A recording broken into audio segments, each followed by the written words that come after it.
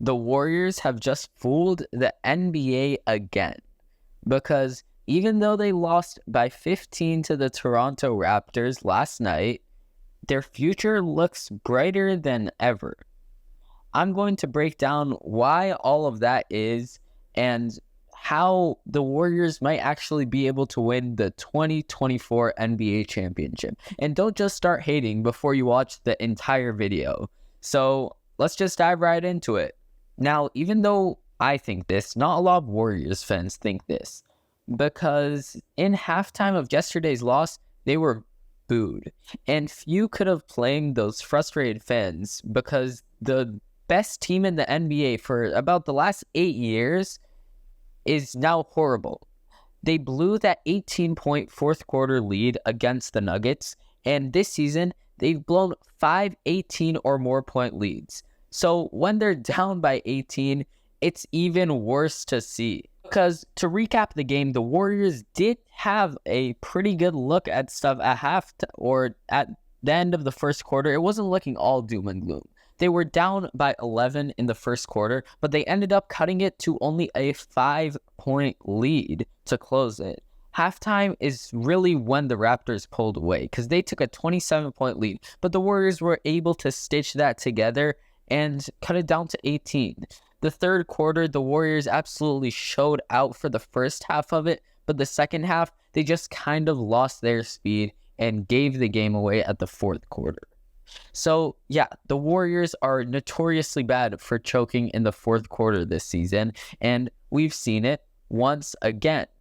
It's honestly kind of embarrassing, because a team this good should not be choking like that. However, this did happen with Steph Curry having a rare dud performance. He finished with 9 points on 2 for 14 shooting, and once again did not make a single three-pointer, which is his second game this season, after nearly 250 games while making one. Now, the Warriors needed something to break them out of this slump.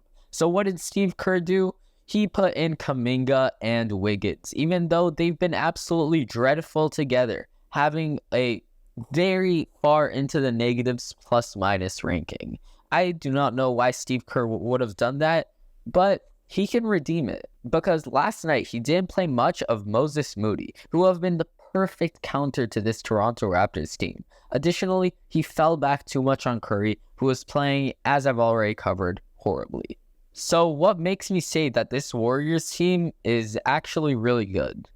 Well, last night in this horrible loss, the Warriors proved their depth, because even though Steph Curry played absolutely horribly, they were still able to score 118 points, which is very, very strange. But when you look at the box score, it makes a bit more sense. They had 25 points. Moses Moody had an absurd 21 points. Trayce Jackson-Davis and Jonathan Kuminga both ended with 14 points. Guys, this is absolutely crazy. These are very, very young players, except for, of course, Klay Thompson, who have a lot of room to grow, and Steve Kerr wasn't even playing them that much. Out of those players, the person who played the most minutes was Trayce Jackson-Davis with 27, but Moody, who had 21 points, only played 21 minutes. If Steve Kerr brushes up the rotations, that is one thing that the Warriors can do to massively, massively improve this team.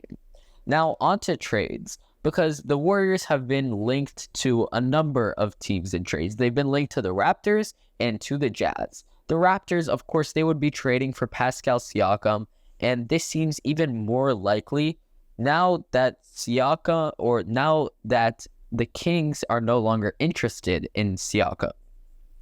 And on the other hand, you have the Jazz, which is Lauri Markkanen.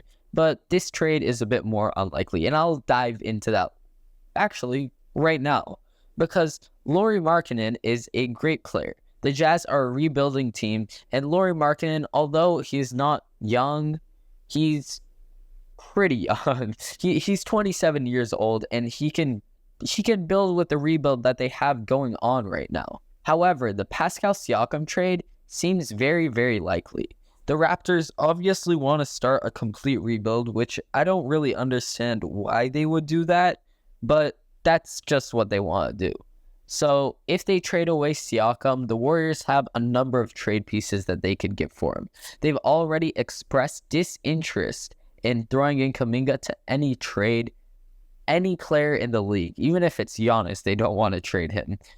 But honestly, that makes sense. Kuminga's been stellar for them this season, having the best stretch of basketball in his life. And even though he and Steve Kerr did have a few disagreements, he is slowly turning into a star. Last night, he had 13, 4, and 4, but his on-court value was a lot more than that. He plays amazing defense every single night, and his athleticism was enough to match this Toronto Raptors team. So in that hypothetical Pascal Siakam trade, who would the Warriors trade for him? I think that if they throw in Moses Moody, Andrew Wiggins, and a first-round pick, the Raptors might just take that, because Moses Moody is, of course, a stellar young player. He is a great guy. He is very, very good at the game of basketball, but he also doesn't really fit in the Warriors system. Andrew Wiggins obviously has not been good recently, but he does fit with the Raptors' current thing, which is a ton of big wings who just post up, and they're versatile. They can do everything.